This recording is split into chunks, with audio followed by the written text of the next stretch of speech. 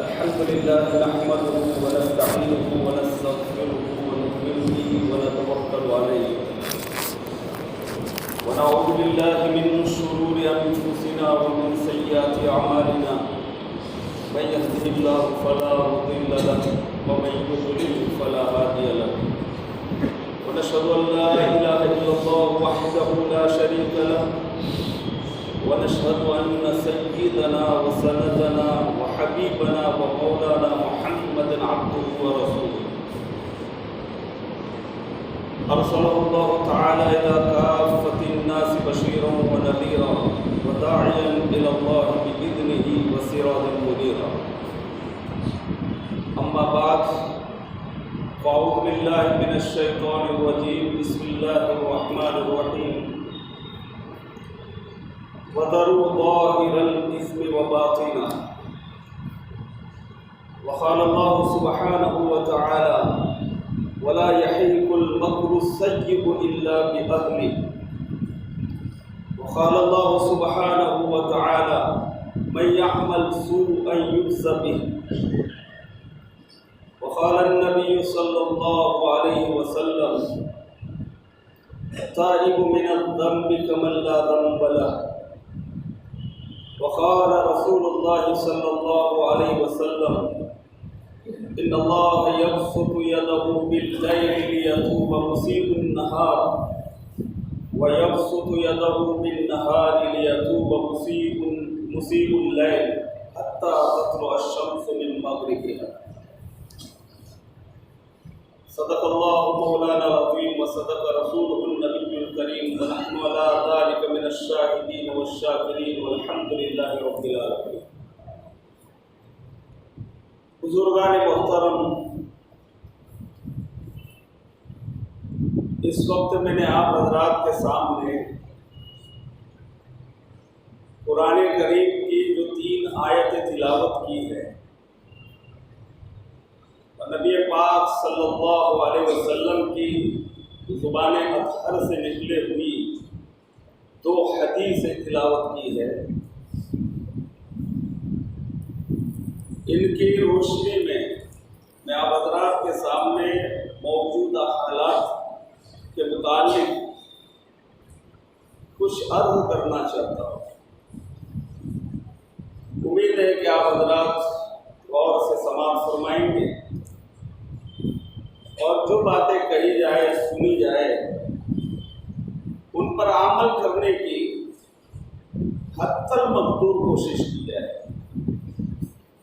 میں بھی بارگاہ ایسٹی میں دست بدعا ہوں کہ میری آہ سحر گاہی کو دے تاثیر ہو یا رب، میری آہ سحر گاہی کو دے تاثیر ہو یا رب، جگا کر خواب غفلت سے جو عالم کو افادہ دے.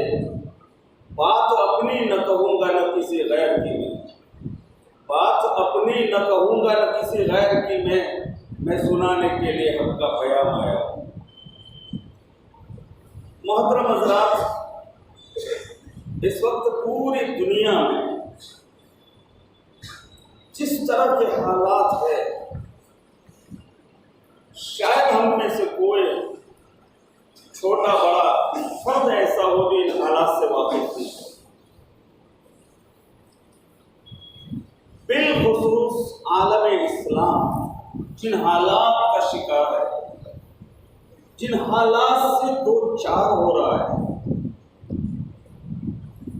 تفصیل میں جانے کی ضرورت نہیں ہے. ہر علاقے میں الگ الگ قسم کے حالات ہیں. الغرض پوری دنیا بالخصوص پورا عالم اسلام اس وقت مسائل و آلام میں گھیرا ہوا ہے. ایک طرف تو یہ حالت ہے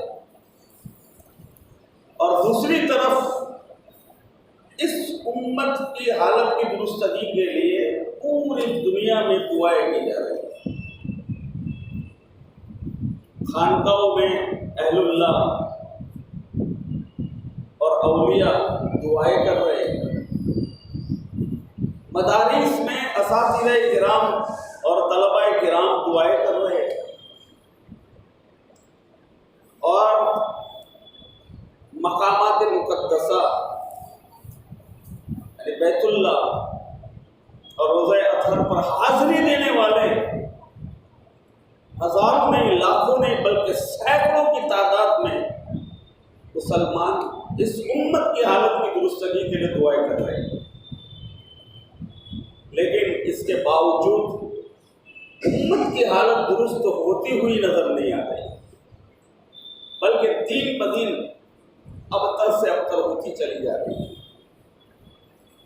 اس لیے ہمیں اور آپ کو سوچنا ہوگا کہ آخر اس کی وجہ کیا ہے۔ ظاہر بات ہے کہ ہم ان حالات کی وجہ کسی لیڈر سے معلوم نہیں کریں گے، کسی حکمران سے نہیں پوچھیں گے، بلکہ خود قرآن کریم ہم سے کہتا ہے ما اصابکم من مصیبت فبما کسبت ایدیکم ویعفو عن کثیر۔ جو مصیبت، جو تکلیف، جو پریشانی تم کو پہنچتی ہے وہ تمہارے اپنے اعمال کا ثمرہ اور نتیجہ ہے۔ اور اسی مضمون کو نبی پاک صلی اللہ علیہ وسلم نے حدیث میں اس طرح بیان کیا کہ اس امت کی بیماری گناہ ہے اور اس کا علاج توبہ ہے۔ گناہ کسے کہتے ہیں؟ گناہ کہتے ہیں کوئی بھی کام کتاب و سنت کے خلاف کرنا، اللہ رب العزت کے حکم مبارک کو توڑنا اور نبی علیہ السلام کی مبارک سنت کو چھوڑنا، اس کو گناہ کہتے ہیں۔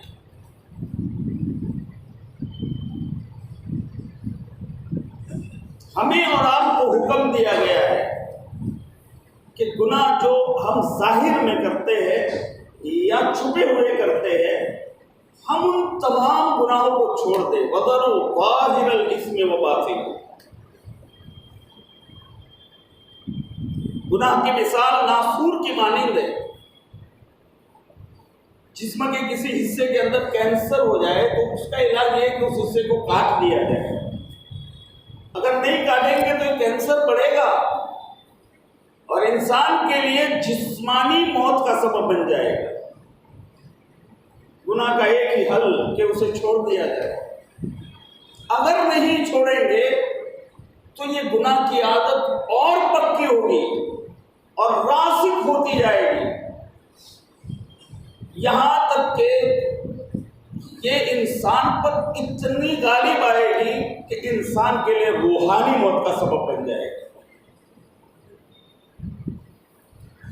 گناہ کی ابتدا کچے دھاگے کی طرح کمزور ہوتی ہے۔ کچے دھاگا کو بچہ بھی توڑ دیتا ہے، لیکن وقت گزرنے کے ساتھ ساتھ گناہ کی مثال جہاز کے لنگر کی سی ہو جاتی ہے، جیسے وہ جہاز کو ہلنے نہیں دیتا، اسی طرح گناہ کرتے کرتے اتنا پختہ ہو جاتا ہے کہ بندہ اسے چھوڑنا چاہے تو چھوڑ نہیں سکتا۔ حافظ ابن قیم رحمۃ اللہ علیہ نے اچھی بات فرمائی ہے، فرماتے ہیں دوست یہ مت دیکھنا کہ گناہ چھوٹا ہے یا بڑا، بلکہ اس ذات کی عظمت کو دیکھنا جس کی تو نافرمانی کر رہا ہے۔ آج کا انسان گناہ کرتے ہوئے چھوٹے سے بچے کا بھی لحاظ کر لیتا ہے، لیکن افسوس کہ اس وقت پروردگار عالم کو بھول جاتا ہے۔ ایک بزرگ فرماتے ہیں کہ اللہ رب العزت نے مجھے الہام فرمایا کہ ان لوگوں سے کہہ دو جب یہ کوئی گناہ کرنے کا ارادہ کرتے ہیں تو ان تمام دروازوں کو تو بند کر لیتے ہیں جہاں سے دنیا ان کو دیکھتی ہے، لیکن اس دروازے کو بند نہیں کرتے جہاں سے میں دیکھتا ہوں۔ کیا یہ اپنی طرف دیکھنے والوں میں سب سے کم درجے کا مجھے سمجھتے؟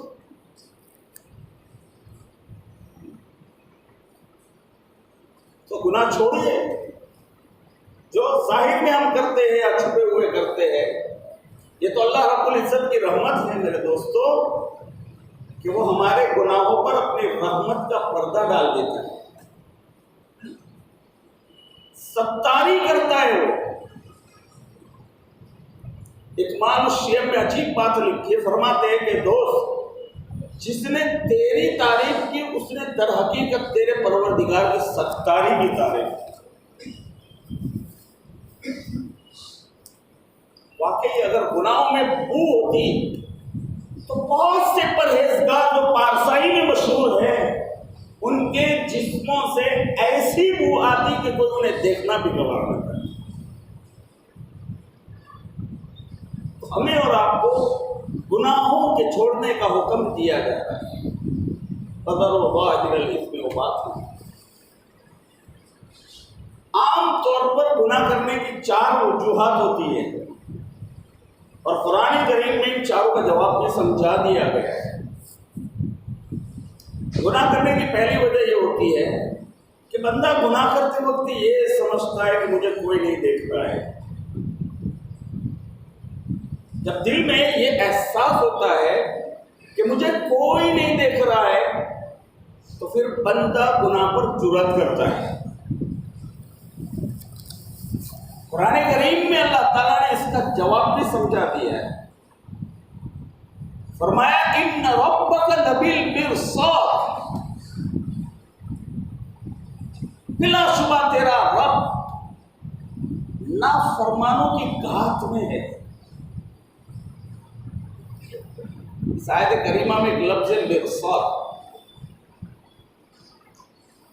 मिरसाद कहते हैं जब शिकारी को शिकार पर निशाना लगाना होता है तो निशाना लगाने से चंद लम्हे पहले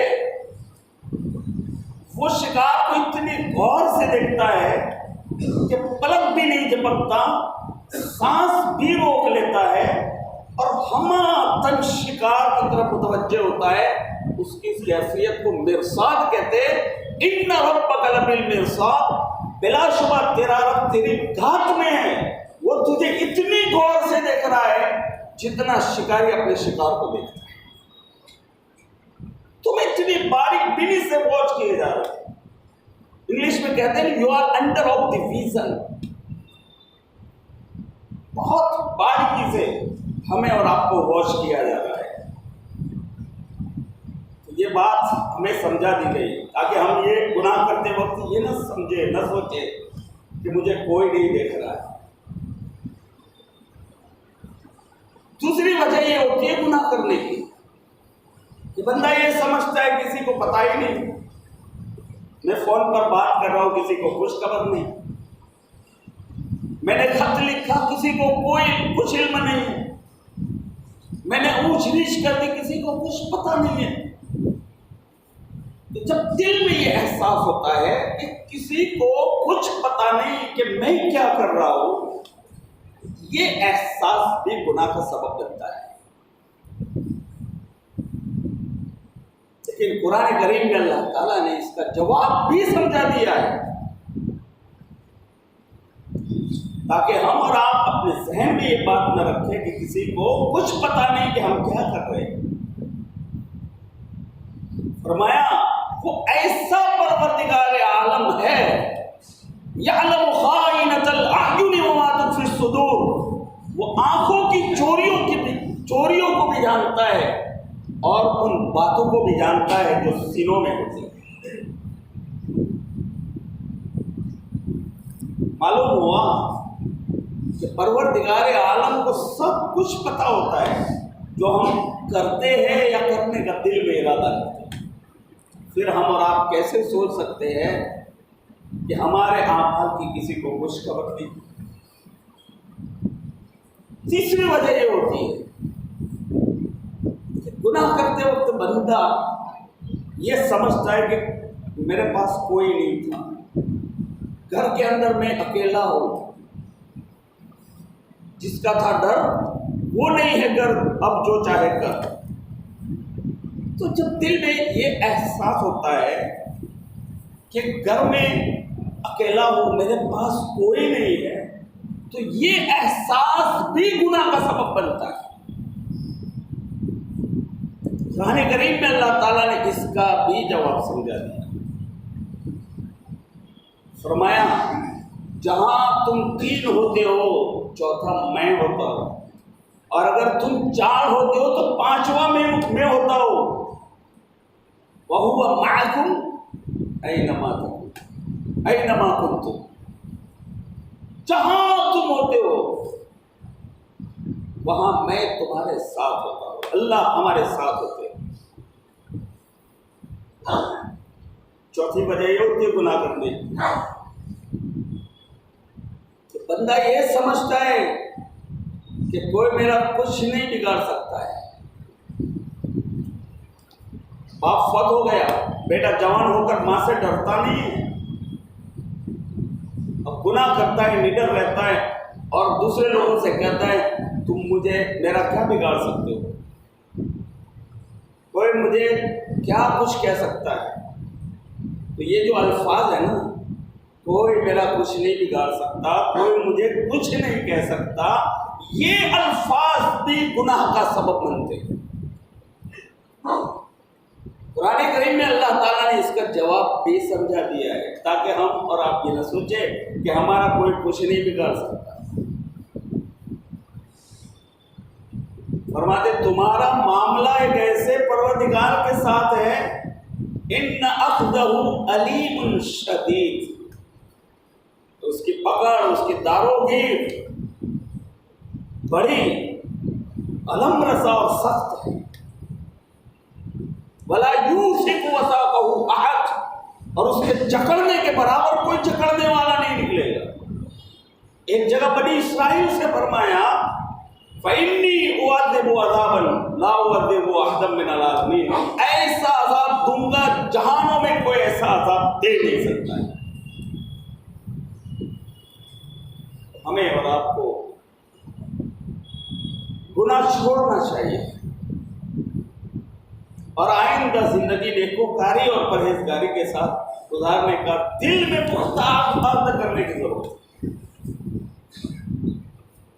کل قیامت کے دن ہم میں سے ہر شخص کے ساتھ 4 سلطانی اور شاہی گواہ ہوں گے.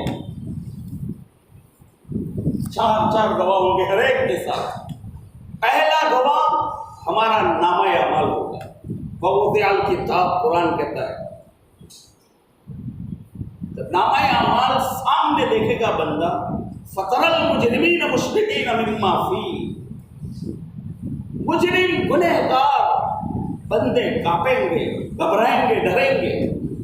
پھر کیا کہیں گے؟ یا ویلتنا ما لهذا الكتاب لا يغادر صغيرة ولا كبيرة الا احصاها, ہائے ہماری کمبختی, یہ کیسی کتاب ہے کہ کوئی چھوٹا بڑا گناہ ایسا نہیں جو اس میں درج نہ ہو. وَوَجَدُوا مَا عَمِلُوا حَاضِرًا, اور جو کیا دھرا ہوگا وہی سامنے پائیں گے. وَمَا يَظْلِمُ رَبُّكَ أَحَدًا, اور تیرا رب کسی پر ظلم نہیں کرے گا. ایک گواہ تو ہمارا اپنا نامہ اعمال ہو, دوسرا گواہ اللہ کے فرشتے ہوں گے. وَإِنَّ عَلَيْكُمْ لَحَافِظِينَ كِرَامًا كَاتِبِينَ يَعْلَمُونَ مَا تَفْعَلُونَ, بے شک تم پر تمہارے سب اعمال یاد رکھنے والے, معزز لکھنے والے مقرر ہیں جو تمہارے اعمال کو جانتے ہیں. یعلمون ما تفعلون. اور تیسرا گواہ انسان کے اپنے جسم کے اپنے اعضاء ہوں گے, اپنے اعضاء. سورہ یاسین میں اللہ تعالیٰ فرماتے ہیں الیوم نختم علی افواہہم وتکلمنا ایدیہم وتشہد ارجلہم بما کانوا یکسبون. آج ہم ان کے منہوں پر مہر لگا دیں گے, ان کے ہاتھ ہم سے ہم کلام ہوں گے, اور ان کے پاؤں گواہی دیں گے جو کچھ یہ کیا کرتے تھے. تو کل قیامت کے دن منہ کو سیل کر دیا جائے گا. کہ دنیا میں اسٹیٹمنٹ بدلا کرتا تھا, اسٹیٹمنٹ والا سلسلہ ہی ختم. یوم تبلی السرائر, قرآن میں اللہ کہتے ہیں جس دن ہم بھید کھولیں گے. اللہ اکبر. اس ایک آیت کریمہ کو پڑھ کر اس امت کے اولیاء رویا کرتے تھے. یوم تبلی السرائر کہ اللہ آپ فرماتے ہیں جس دن بھید کھول دیے جائیں گے. پروردگار عالم, اس دن ہمارا کیا حال ہوگا؟ آیت کو پڑھ کر وہ رویا کرتے۔ لہذا جب انسان کے اعضاء اس کے خلاف گواہی دیں گے تو یہ ان سے لڑے گا، جھگڑے گا، کہے گا لما شہدتم علینا، تم نے میرے خلاف کیوں گواہی دی؟ تو اعضاء جواب دیں گے قالوا انطقنا اللہ الذی انطق کل شیء، ہمیں اللہ نے قوت گویائی دی جس نے ہر چیز کو قوت گویائی دی۔ ایک جگہ اللہ ارشاد فرماتے وما کنتم تستطیعون ان یشهد علیکم سمعکم ولا ابصارکم، تم تو کبھی اپنے کانوں سے اور اپنے آنکھوں سے پردہ ہی نہیں کرتے تھے۔ سوچے میرے بھائی، ہم اپنے آنکھوں سے اور اپنے کانوں سے کیسے پردہ کر سکتے ہیں؟ انہی آنکھوں کے ذریعے، انہی کانوں کے ذریعے، انہی ہاتھوں کے ذریعے، انہی پاؤں کے ذریعے ہم گناہ کرتے، اور یہی ہمارے جسم کے اعضاء کل قیامت کے دن اللہ کے حضور میں ہمارے خلاف گواہی دیں گے۔ اور چوتھی گواہی اللہ کی زمین دے گی جس پر ہم اور آپ رہتے ہیں۔ جیسے کیمرے ہوتے ہیں نا، فوٹو لے لیتے ہیں، ریزرو کر لیتے ہیں، منظر کھینچ کر لیتے ہیں، اسی طرح اللہ کی یہ زمین بھی منظر کھینچ کر لیتی ہے، نیک کام کرنے والوں کا بھی اور برے کام کرنے والوں کا بھی۔ اور قیامت کے دن اللہ تعالیٰ اس زمین سے بھی فرمائیں گے تو بھی سنا تیری پیٹھ پر کیا کچھ گزرا۔ یومئذ تحدث اخبارها بان ربک وحالها، اس دن زمین اپنی ساری خبریں نشر کرے گی اور ٹھیک ٹھیک نشر کرے گی۔ ہر انسان کے ساتھ کل قیامت کے دن یہ چار گواہ پیش ہوں گے۔ ایک شخص ابراہیم بن ادہم رحمۃ اللہ علیہ کے پاس آیا، نوجوان تھا، کہنے لگا حضرت گناہ کا مرتکب ہوتا ہوں، ڈر لگا رہتا ہے کہ عذاب ہوگا، تو کوئی ایسا طریقہ بتا دے کہ میں گناہ بھی کرتا رہوں اور عذاب سے بھی بچ جاؤں۔ ہمیں گجراتی میں کہتے ہیں سانپ مر جائے اور لاٹھی بھی نہ ٹوٹے، کہاوت ہے اردو میں۔ کوئی ایسا طریقہ مجھے بتا دے کہ گناہ بھی کرتا رہوں اور عذاب سے بھی بچ جاؤں۔ حضرت کی جگہ ہم میں سے کوئی ہوتا تو دو چار چپت رسید کرتا اور رخصت کر دیتا کہ کوئی ایسا بھی تو طریقہ ہوتا ہے کہ گناہ کرے اور عذاب نہ ہو، پانی میں گرے اور کپڑے اور بدن نہ بھیگے۔ لیکن اللہ والے دبکے نہیں دیتے، بڑے دانا اور بینا ہوتے ہیں، وہ پیار اور محبت سے بات سمجھاتے، دل میں اتارتے۔ حضرت نے کہا میں طریقہ بتاتا ہوں۔ وہ نوجوان خوش ہو گیا، بات سننے کے موڈ میں آ گیا، کہنے لگا حضرت کون سا طریقہ ہے کہ میں گناہ بھی کرتا رہوں عذاب سے بھی بچ جاؤں؟ حضرت نے فرمایا اس کے لیے آپشن بہت زیادہ ہے، ایک نہیں، بہت ساری تجاویز ہے اس کے لیے۔ سب سے پہلی تجویز یہ ہے کہ اگر تمہیں گناہ کرنا ہی ہے تو اللہ کی نگاہوں سے اوجھل ہو کر کیا کرو۔ اب وہ سوچنے لگا، کہنے لگا حضرت یہ کیسے ممکن ہے میں اللہ کی نگاہوں سے اوجھل ہو کر گناہ کروں؟ یہ تو ممکن ہی نہیں ہے۔ حضرت نے فرمایا دوسری تجویز یہ ہے کہ آسمان اور زمین اللہ کا ملک ہے، اسی کی ملک ہے، اور بادشاہ کی نافرمانی اس کے ملک میں رہ کر کرنا مناسب نہیں ہے، اس لیے اس سے باہر نکل کر کرو۔ سورہ یاسین میں، سورہ رحمان میں دوسرے رکوع کے شروع میں اللہ تعالیٰ عجیب انداز سے فرما دیا معشر الجن والانس ان استطعتم ان تنفذوا من اقطار السماوات والارض فانفذوا لا تنفذون الا بسلطان، کہ اگر تم آسمان و زمین کے کروں سے باہر نکل سکتے ہو نکل کر دکھاؤ، نکلوں گے کسی دلیل سے نکلوں گے۔ جیسے گڑے کی مچھلی کدھر جاؤں گے؟ کہاں حضرت یہ بھی ممکن نہیں ہے۔ حضرت نے فرمایا ایک اور طریقہ بتا دو، جب تمہاری موت کے وقت تمہارے پاس ملک الموت آئے تمہاری روح قبض کرنے کے لیے، تو اس وقت ملک الموت سے کہہ دینا ابھی نہیں، ذرا انتظار کرو، ابھی نہیں، ذرا انتظار کرو۔ کہنے لگا حضرت وہاں تو انتظار کا تصور ہی نہیں ہے۔ اذا جاء اجلهم فلا يستأخرون ساعة ولا يستقدمون، جب موت آتی ہے تو ایک گھڑی نہ آگے ہو سکتی نہ پیچھے۔ حضرت یہ بھی ممکن نہیں۔ حضرت نے فرمایا ایک اور طریقہ بتاتا ہوں، وہ یہ کہ جب تمہارا انتقال ہو جائے اور تمہیں قبر میں دفن کر دیا جائے، پھر تمہارے پاس دو فرشتے آئیں گے، منکر اور نکیر، تم سے سوال کرنے کے لیے۔ تو ان دو فرشتوں کو کہہ دینا نو ایڈمیشن وداؤٹ پرمیشن، جسے آج کل لوگ دروازوں پر لکھ دیتے ہیں۔ کہنے لگا حضرت میں فرشتوں کو کیسے منع کر سکتا، یہ ممکن نہیں ہے۔ حضرت نے کہا پھر ایک اور طریقہ بتاؤ، جب کل قیامت کے دن تمہارے اعمال کھولے جائیں گے اور نیک اعمال کے مقابلے میں برے اعمال زیادہ ہوں گے، اس وقت اللہ تعالیٰ فرشتوں سے حکم دیں گے کہ اسے جہنم میں ڈال کے لے جائیں۔ تو اس وقت تم فرشتوں کے سامنے ضد کر کے کھڑا ہو جانا کہ میں نہیں جاتا ہوں۔ دنیا میں بہت سے لوگ ہوتے ہیں نا، ماں باپ کے سامنے ضد کر کے کھڑے ہو جاتے ہیں، تم بھی فرشتوں کے سامنے ضد کر کے کھڑا ہو جانا میں نہیں جاتا ہوں۔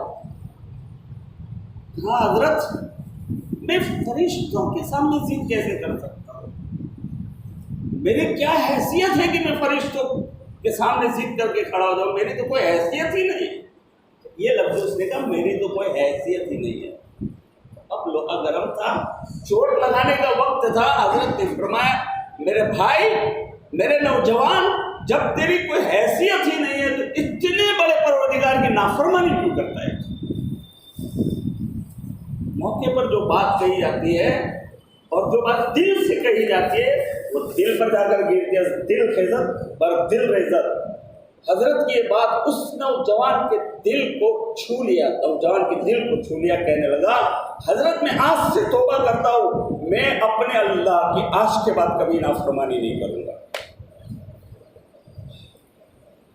میرے بھائیوں، یہ گناہ جو ہم کرتے ہیں نا، اس کی لذت تو عارضی ہوتی ہے، لیکن گناہ کے ساتھ بے چینی بندھی ہوئی ہے، پریشانی بندھی ہوئی ہے۔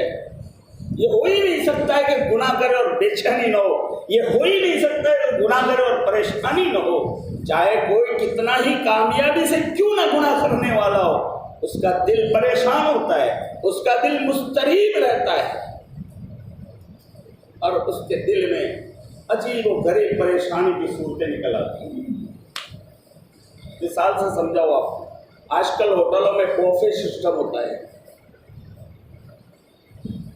خالی پلیٹ ہوتی ہے، آدمی کے پاس کھانا رکھا ہوا ہوتا ہے، جو جتنا چاہے لے سکتا ہے اس میں سے، بوفے سسٹم۔ تو ہر برتن کے نیچے ایک موم بتی سلگائی جاتی ہے، اس موم بتی کا کام ہوتا ہے کھانے کو گرم رکھنا۔ جب تک ٹرے میں برتن میں کھانا رکھا ہوا ہے تب تک وہ گرم رہتا ہے۔ اسی طرح جو بندہ گناہ کرتا ہے، اللہ کی نافرمانی کرتا ہے، اللہ اس کے دل میں بے چینی اور پریشانی کی موم بتی سلگا دیتے ہیں۔ وہ پریشان رہتا ہے، وہ بے چین رہتا ہے جب تک توبہ نہیں کرتا ہے۔ کبھی بیوی کی طرف سے پریشانی، کبھی اولاد کی طرف سے پریشانی، کبھی کاروبار کی طرف سے پریشانی، اور پھر اس کے لیے آدمی ادھر ادھر بھاگتا ہے پریشانی دور کرنے کے لیے۔ یہ سوچتا نہیں پریشانی کو میں نے خود دعوت دیا ہے، اور اس کا حل کسی کے باپو کے پاس جا کر علاج کرنا نہیں ہے، اس کا حل توبہ ہی ہے، توبہ، اور توبہ بھی سچی پکی۔ مسیح اللہ خان صاحب رحمۃ اللہ علیہ نے ایک مرتبہ فرمایا، بہت اچھی بات فرمائی، کہ تم جتنا چاہو گناہ کر کے دیکھو، اگر اللہ نے تمہاری دنیاوی زندگی جہنم نہ بنا لی تو مجھے کہنا۔ دنیاوی زندگی میں ایسی بے چینی اور پریشانی پیدا کر دیں گے جیسے جہنم میں ہوتی ہے۔ اس لیے میرے بھائی، ہم کبھی یہ نہ سوچیں کہ جو لوگ آزادی کی زندگی گزار رہے ہیں، گناہوں پر گناہ کرتے ہیں، انہیں اطمینان اور سکون اور چین کی زندگی ملی ہوئی ہے۔ کبھی ان کے دل کی حسرتوں کو دیکھو، کبھی ان کی مضطرب راتوں کو دیکھیے۔ توبہ اسی وقت کر لے انسان ان کو دیکھے تو وہ اتنا پریشان ہوتے ہیں کہ کبھی کبھی موت مانگنے لگتے ہیں۔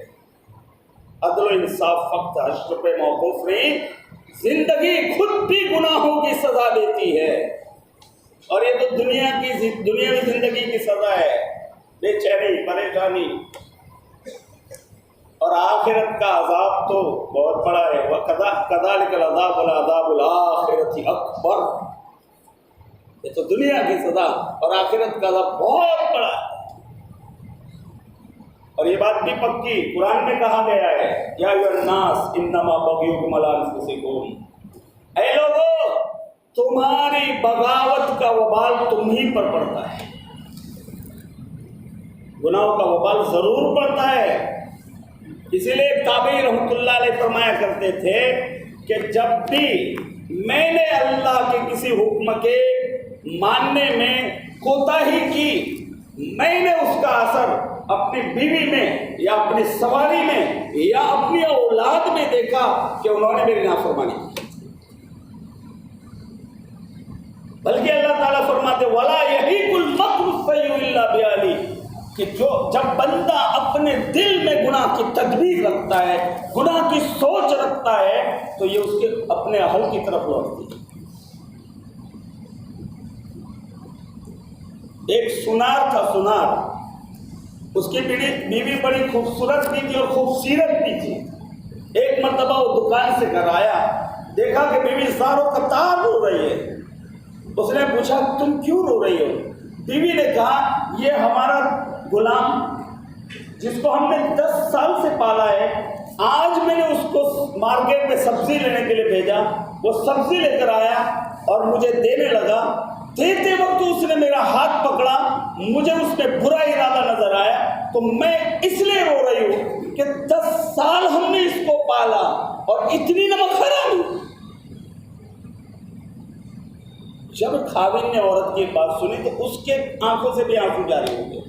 بیوی نے کہا واقعہ میرے ساتھ پیش آیا، معاملہ میرے ساتھ پیش آ رہا ہے، آپ کیوں رو رہے؟ تو اس کے خاوند نے کہا یہ اس غلام کا قصور نہیں ہے، یہ میرا اپنا قصور ہے، اس لیے کہ آج دکان پر ایک عورت زیورات خریدنے آئی تھی، اس نے چوڑیاں خریدی، چوڑیاں پہننا چاہتی تھی، اس سے پہنی نہیں جاتی، اس نے مجھ سے مدد طلب کی کہ مجھے پہنا دو۔ میں نے جب اس کو چوڑیاں پہنائی تو اس کا ہاتھ مجھے خوبصورت نظر آیا، میں نے آج اس کا ہاتھ برے ارادے سے چھوا تھا، آج وہی معاملہ میرے اپنے اہل کے ساتھ پیش آیا۔ وَلَا يَحِيقُ الْمَكْرُ السَّيِّئُ إِلَّا بِأَهْلِهِ۔ اس لیے میرے بھائیوں، ہمیں اور آپ کو ضرورت ہے کہ گناہوں سے سچی اور پکی توبہ کریں، سچی اور پکی توبہ کریں۔ اور اللہ تعالیٰ کتنے کریم ہے، کتنے رحیم ہے، اندازہ لگائیے کہ اللہ نے توبہ کا دروازہ بھی ہمیشہ کے لیے کھلا رکھا ہے۔ باقی دروازے کھلتے بند ہوتے رہتے ہیں، لیکن توبہ کا دروازہ ہمیشہ کھلا۔ کیوں؟ لا تأخذہ سنۃ ولا نوم، اس پروردگار کو نہ اونگ آتی ہے نہ نیند آتی ہے، وہ ہر وقت اپنے بندہ کی توبہ قبول کرنے کے لیے جاگتا ہی رہتا ہے۔ ایسا کبھی ہو نہیں سکتا ہے کہ رات 2:30 بجے آپ اٹھ کر توبہ کریں اور آپ سے کہا جائے کہ صاحب ابھی آرام کر رہے ہیں، صبح توبہ کریں، جاگتا ہی رہتا ہے۔ اور استغفار بھی کریں۔ استغفار کہتے ہیں جو گناہ ہم سے ہو گئے اس کا ندامت، شرمندگی ہو، پشیمان ہو ہم کہ مجھ سے کیوں ہو گئے، اور آئندہ اس کو نہ کرنے کا پختہ ارادہ کرنا، اس کو کہتے ہیں توبہ۔ تو ہم اپنے گناہوں کی معافی مانگے اللہ تعالیٰ سے۔ دیکھیں شب برات بھی آ رہی ہے، یہ بڑی مبارک رات ہے، اس رات میں اللہ اپنے بندوں کو گناہوں سے بری اور پاک صاف کرتے تھے، جیسے بہت سارے احادیث میں مضمون آیا ہے۔ اللہ تعالیٰ آسمان دنیا پر تشریف لاتے ہیں اور ندا لگائی جاتی ہے، حل من مستغفر فاغفر لہ، کیا ہے کوئی ایسا شخص جو اپنے گناہوں کو بخش پانا چاہتا ہو کہ میں آج اس کے گناہوں کو بخش دوں. جو مغفرت چاہتا ہے اللہ بے انتہا اس کی مغفرت کر دیتا ہے. تو توبہ کرنے کی ضرورت ہے. اور جو بندہ سچے دل سے توبہ کرتا ہے اللہ اس سے بہت خوش ہوتے ہیں. وہ اللہ کا اتنا پیارا ہوتا ہے. قرآن اس کو اس طرح تعبیر کرتا ہے فَأُولَٰئِکَ يُبَدِّلُ اللَّهُ سَیِّئَاتِهِمْ حَسَنَاتٍ. اللہ نہ صرف یہ کہ اس کے گناہوں کو معاف کر دے، اگر اللہ چاہتا ہے اس گنہگار بندے کے گناہوں کو نیکیوں میں تبدیل فرما دے. ایک بوڑھے میاں جا رہے تھے، دیکھا کہ چند نوجوان آپس میں کسی مسئلے میں بحث کر رہے، دلائل دے رہے. جب قریب سے گزرے ایک نوجوان نے کہا بوڑھے میاں ہمیں بتاؤ ہم میں سے کون ٹھیک پر حق پر ہے اور ٹھیک ہے. مسئلہ یہ ہے کہ ہم میں سے کچھ لوگوں کا کہنا یہ ہے کہ اللہ کی رحمت کی نظر اس بندے پر زیادہ ہوتی جس نے کبھی کوئی گناہ کیا ہی نہ ہو، اور دوسرے لوگوں کا کہنا یہ ہے کہ نہیں، جو بندہ گنہگار تھا پھر اس نے اللہ سے پکی اور سچی توبہ کر لی، اللہ سے اپنے گناہوں کی معافی مانگ لی، تو اللہ کی رحمت کی نظر اس بندے پر زیادہ ہوتی. اب آپ بتائیے ہم میں سے کون حق پر ہے؟ بوڑھے میاں نے کہا دیکھو بچوں، میں کوئی عالم نہیں ہوں کہ کوئی تحقیقی اور کیا ہے تحقیقی جواب دے سکوں تمہیں، البتہ میں کپڑے بنتا ہوں تو میرے تجربے میں ایک بات آئی ہے وہ آپ سے میں شیئر کرتا ہوں. وہ بات یہ ہے کہ کپڑا بنتے بنتے کبھی کوئی دھاگا ٹوٹ جاتا ہے تو جو دھاگا ٹوٹتا ہے میں اس کو گرا لگا کر جوڑ دیتا ہوں. پھر بعد میں اس دھاگے پر میری نظر رہتی ہے کہ دوبارہ کہیں ٹوٹ نہ جائے. ممکن ہے کہ جو بندہ گنہگار تھا اور گناہوں کی وجہ سے اس کا رشتہ اللہ سے ٹوٹ گیا تھا، پھر اس نے سچی پکی توبہ کر کے اللہ سے رشتے کا گرہ لگا لیا.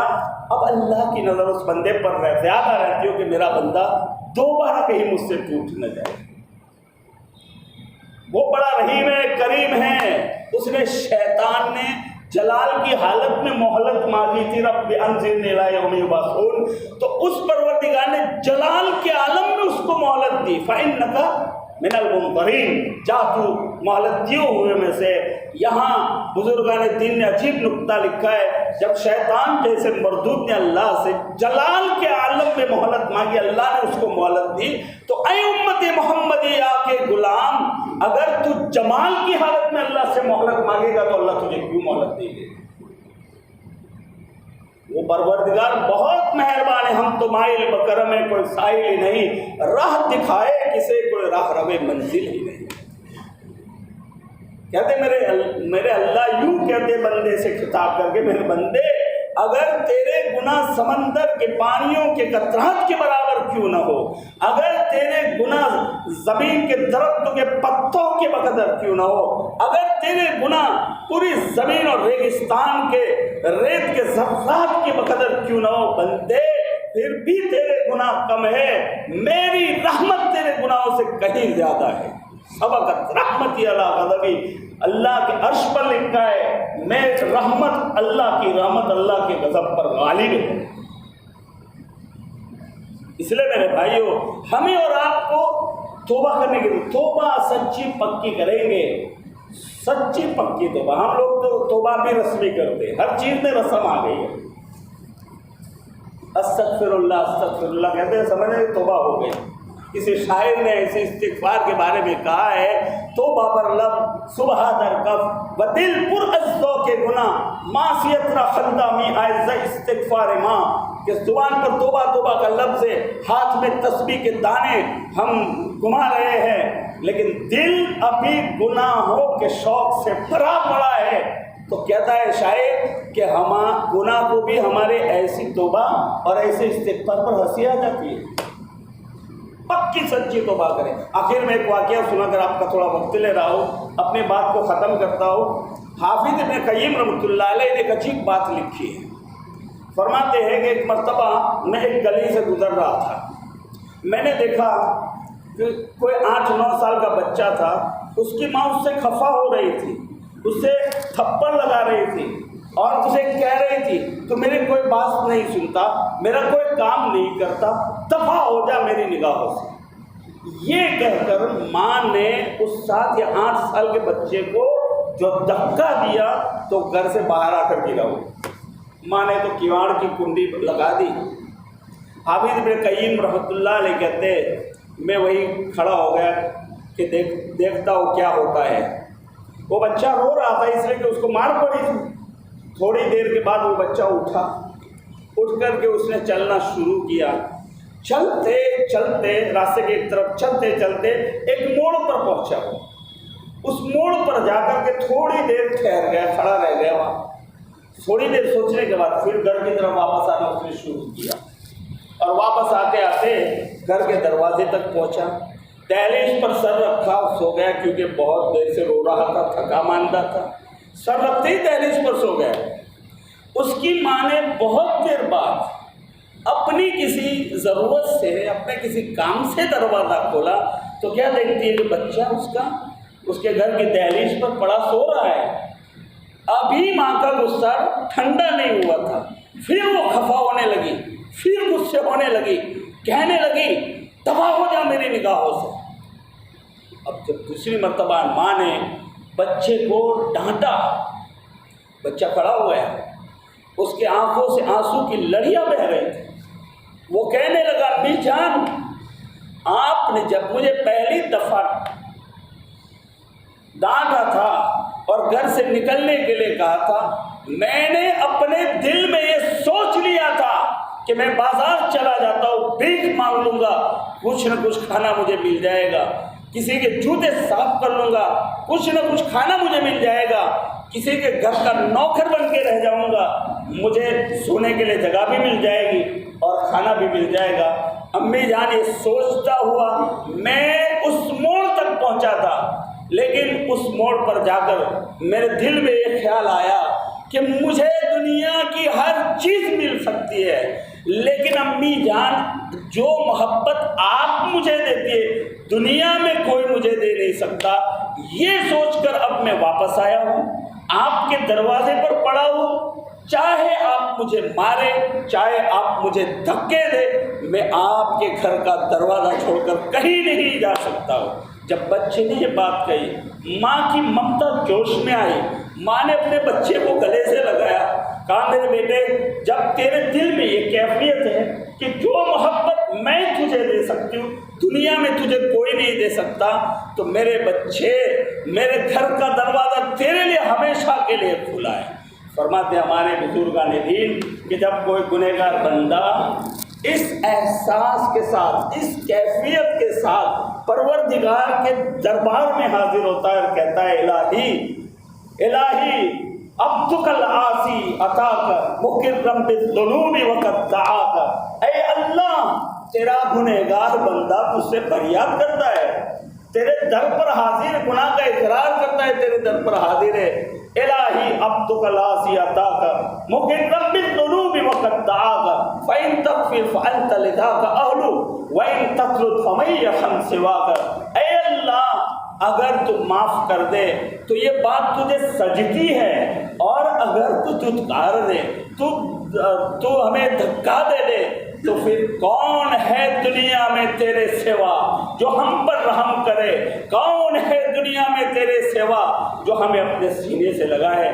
جب بندہ اس احساس کے ساتھ گناہوں پر نادم ہو کر اللہ کے در پر حاضر ہوتا ہے، پھر اللہ بھی اپنے رحمت کے دروازے اس بندے کے لیے کھول دیتے ہیں۔ اس لیے میرے بھائیوں، اس وقت پوری دنیا میں جس طرح کے حالات ہیں، ہر آدمی پریشان بے چین نظر آ رہا ہے۔ جس کے پاس اسباب مال و دولت ہے وہ بھی پریشان، جس کے پاس نہیں ہے وہ بھی پریشان ہے۔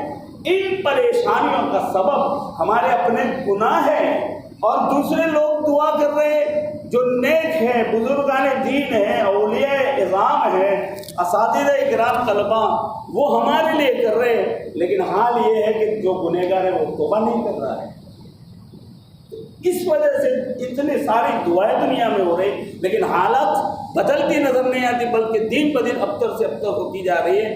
اس لیے ہر بندہ اپنے آپ کو گنہگار سمجھ کر کے اللہ کے در پر حاضر ہو اور اللہ سے گیڑ گڑا کر توبہ کرے، اللہ آج تک کی زندگی گناہوں میں گزار دی ہے، جسم کا کوئی حصہ تیری نافرمانی سے خالی نہیں، میرے مولا آج میں تجھ سے اپنے گناہوں کی معافی مانگتا ہوں، تجھ سے سچی پکی توبہ کرتا ہوں، میرے گناہوں کو معاف کر دے، اور اے اللہ آئندہ انشاءاللہ میں کبھی گناہ نہیں کروں گا۔